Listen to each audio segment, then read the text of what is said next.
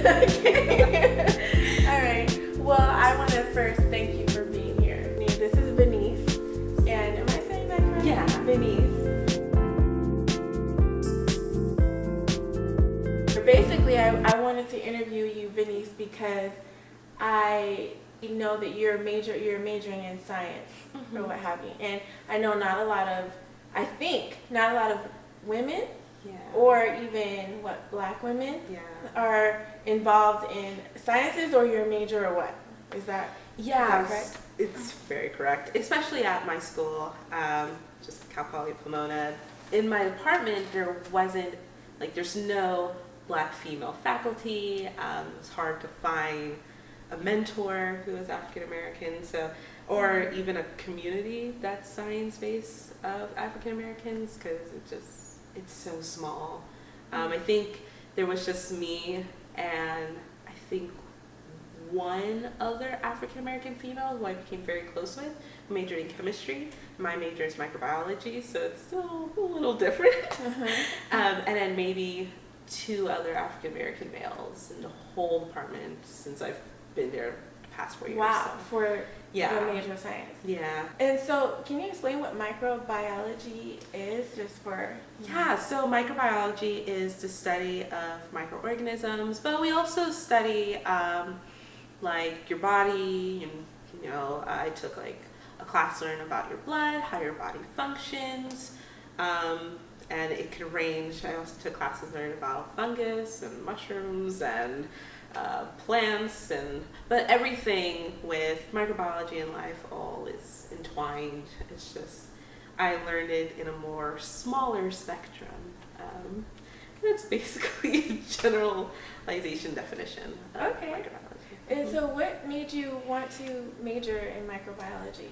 Oh, good question. I think it started in middle school. We watched a documentary on Ebola, and it was, I don't know, just really shocking that something so small was just killing a lot of people in a country that was really far away from us. And I kind of wanted to learn more about diseases, why Ebola was happening, what's causing that to happen. And my teacher had a book in the classroom called 101 Diseases. And I took that home, and I learned so much. That was like the start that opened up this curiosity to like what makes people sick. My mom was also always very ill, and a lot of times the same questions came up: what's going on? Why is this happening? And so that kind of started my path. So you're in college now, or what's your current educational status? Yeah, so I just graduated from Cal Poly Pomona with a bachelor's. Congratulations. A bachelor's in microbiology, and now I will be starting next month at UC Davis in a PhD in pathobiology. Okay, and what's that? So it's basically like what I've been looking for. It's a major that focuses on why diseases happen, the function and pathways that a disease occur. And I will be working in Dr. Murphy's lab, and he focuses on immunology, just a study of the immune system.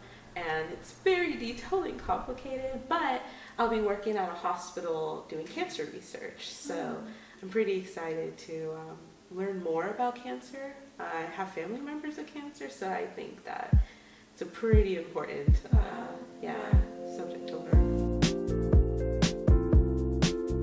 With the PhD in sciences, is it true that your education will be paid for? So my PhD program is funded, so I will get, I applied for a grant and I recently got the grant, which is great. So I will be funded for 5 years, which I'm super excited about. Totally funded? Yeah. And how did that, what kind of grant is that? So it's an NIH grant. And congratulations thank for that, you. by the way. Yeah, thank you. And these grants are really competitive, but I'm not going to take all the credit. I got the help from my Dr. Murphy and another graduate student in the lab, and they helped guide me to make my grant just, as flawless as it can be. That's awesome. Yeah, definitely. I'm very grateful. Or how do you feel about there not being other women or meaning women or even, black, other black students in this field? I actually have a story. So in middle school, there was an African American, no, not middle school, sorry. In high school, I took AP biology, and I had a African American biology teacher. And it felt great. It felt great to be in a room with someone who looked like you, teaching a class. They're, a doctor, like awesome. But I wasn't doing too great in the class. I wasn't failing it, but I was at like a B minus. Like I was really trying to push myself. And I was also going through a lot at home, but of course, teachers don't know that. And I went, during lunch to ask questions. I did everything I can to really express to this teacher my interest in science and that this is what I want to do. But she kind of like shooed me away. She had like favorites in the class. There was a program that she was a part of. I guess she was a part of the committee. It was like the Youth Cancer Academy program. I was super interested. I went to lunch. I told her, I'm really interested in this. I'll work very hard. Can you tell me when the application process comes up? She ended up telling another student who I was friends with about the application process. And then that's how I found out that she was already handed out applications but didn't give one to me. Oh, So yeah, I went to her and I said, I don't know if you forgot, but I expressed that I was interested. And she basically just shooed me away. It was like, I don't think you have the time for my academy, and yeah, and I cried so hard because it's like, I'm expressing my interest, and I feel like we need more support from people who look like us, I know like when you get up there and it's like, okay, you're now an elite, I feel like sometimes we forget where we started. And I want to be that professor that believes in people and people of color especially, and can make programs. And I was actually talking to my boyfriend, like we were thinking about opening up maybe in the future like a business, like a STEM like club or place where students can have that hands-on STEM experience. I love that. Yeah, because a lot of students don't know like what science has to offer, what engineering has to offer. Mm-hmm. So it like giving children that opportunity at a younger age so they know what to look forward to from underrepresented communities. Oh. Yeah. Mm-hmm. So that I actually thought I was never gonna do science again, but then I'm like, no, I'm gonna prove her wrong. Like I feel passionate about this field, so that's awesome. Yeah, I definitely like a challenge. I like when people are like, oh no, you can't do that. I'm always like, yeah, I can, and mm-hmm. I'm going to prove to you that I can. In addition, I think seeing my mom always sick, and I wanted to, like, I'm not doing this for, my teachers. Like, it's like I'm doing this for myself and for my family and for my future family and then for the future generations because I want to be different. So you have a why. Yeah. Like why you're doing it. Yeah. And why you're doing it is really important to you, and so that's what motivates you into moving forward. So when you say I'm gonna show her or prove to her that I can do it, do you have plans? Do you know where she is? I'm going back. Sometimes I try to Google like, can I find send her an email like, I just want you to know, like I'm doing very well in science. Do you want to say her name? Like, maybe she's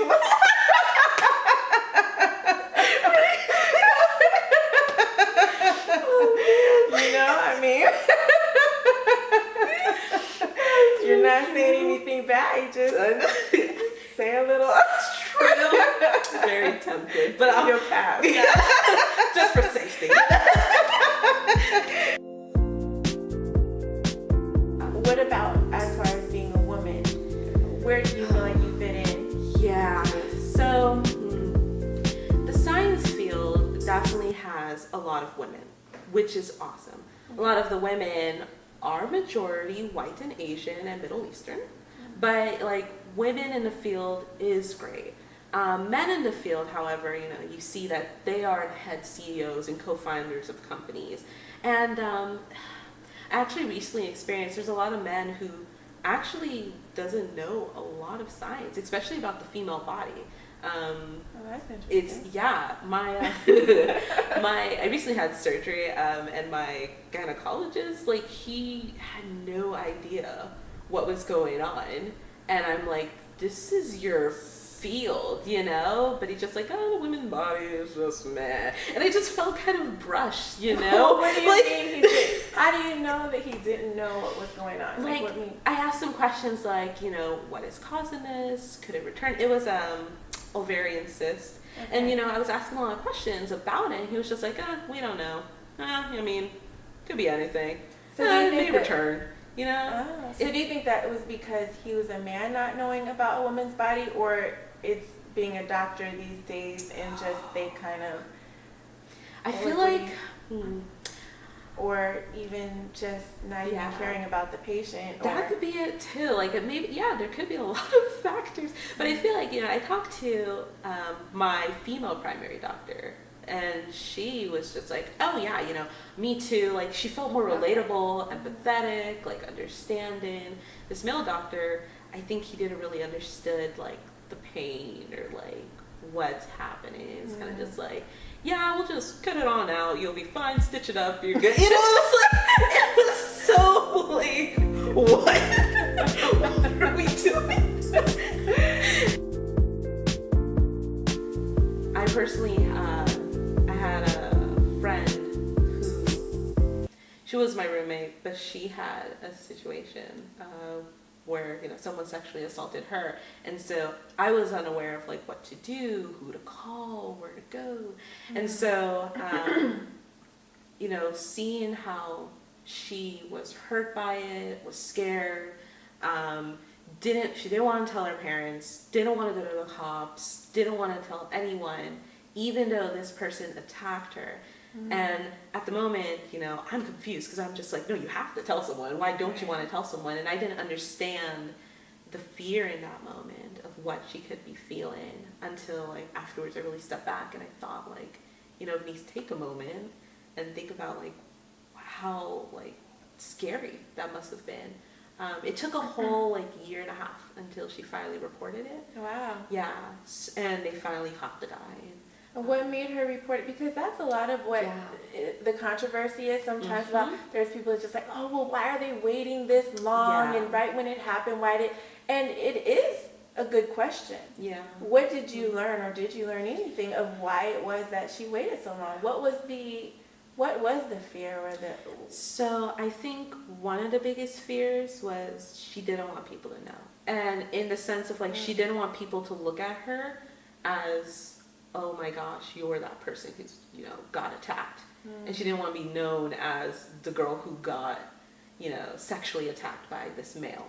On top of that, like, her sexuality wasn't even heterosexual, it was homosexual. And it's, she was just violated in a way that she's never been violated before. Like, the whole moment for her was scary. So she was 19, maybe going on 20. Wow. Yeah. So, her choice of not reporting was, I think, for her to take some time to cope with what happened. We went to counseling with her and made sure she was okay, but I think that it was just scary. It was... So you knew.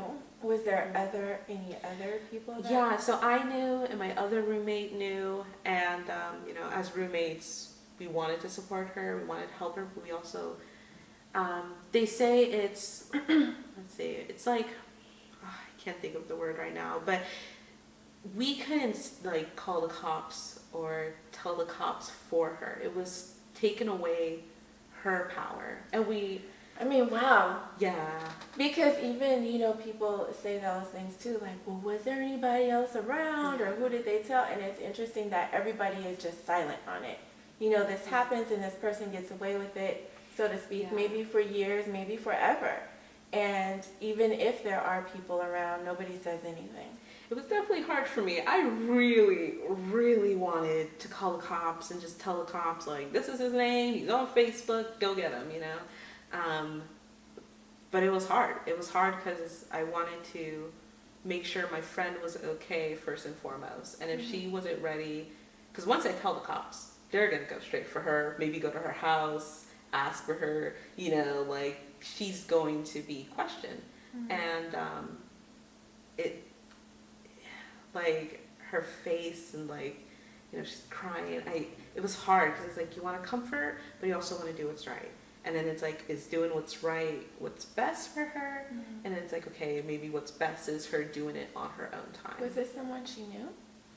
The story is crazy. So she met a guy from class, school just started. She met a guy in class. They were just talking and chill. They studied together for that class a couple of weeks and then months, and he invited her to a party, introduced her to the rapist, and it was just that guy from the party who decided, you know, oh, I was just introduced to you, let me, you know, walk you outside, and then he attacked her. That night? Yeah, it was oh my gosh, really like just, and the fact that she even like told me and my other roommate like her story, you know, I knew was probably he walked hard for her her. outside, like, I'm gonna walk you to your Walk you to your car, be a gentleman, you know. Wow. And then, and it's great. Maybe this could add on top of like my feminism. Sometimes I'm just like, it's so scary, you know. I can't even like walk at night. Sometimes I get like anxious. I'm always looking over my shoulder, making sure like we're good in my car. No one's in my car. We're all like, we're safe. And before driving, you say we're safe. Oh, I'm safe. No, oh, I said we. I'm like, as if I'm still in the story. Like, you good girl. I got all into it. Sorry. No, I was just wondering because I was thinking, do you have fear even when you're with a group of people? Or yeah, definitely. I'm always like, I can't go to parties or anything or like big crowds. I get way too anxious. So you kind of let that experience. Yeah, that school year was definitely rough. Especially like, okay, well, I have to go to class now, but I need to be here for you. So it's, you know, it was really hard it kind of reminded me that life happens even if you're going to school or you're doing other things. It's like life is still happening.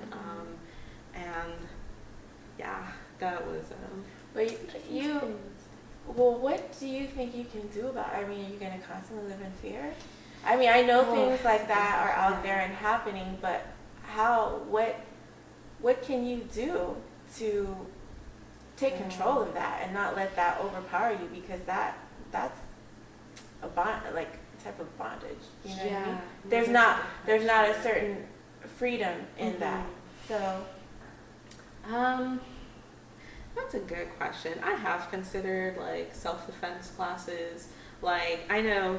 See? Yeah. There you go. I mean, like, at least like be thinking of, okay, I can't just be driven by fear like this in my everyday life. You know, I know these things happen. You know what I mean? But yeah, like self-defense. Even your fear is not going to prevent it. Yeah. You know what I mean? But you can be empowered to do something. So you said self-defense classes. Yeah, I have friends. I know that they carry like pepper sprays or a pocket knife. I know some places you're not allowed to carry pocket knives, but like, yeah, they carry sometimes a pocket knife. So I women would be able to carry a pocket knife if you're a woman, right? Like, safety. We're doing this.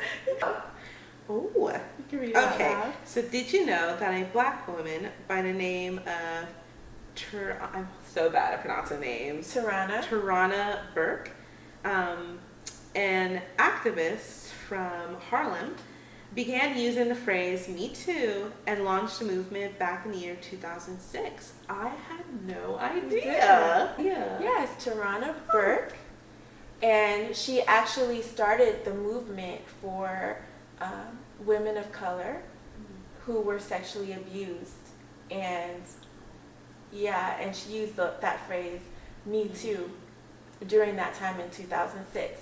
Okay, lastly, I'd like for you to give a shout out. So I'm gonna give a shout out to Blanca, who was my past roommate, and Krista, who's also my past roommate, because they are amazing.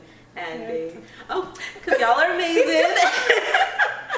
And you've been there for with me through a lot, living together, but we always came together and discussed and figured a lot of problems out together. So love you guys.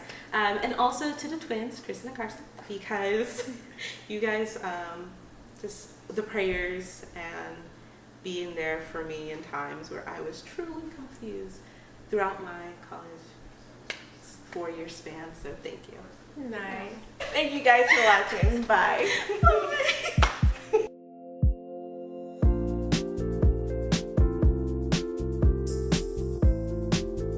Awesome. Yeah. All right. Can I pass you the water? Yeah. There you go. It's been a little parched. I was like, when's a good time? What happened? Sorry.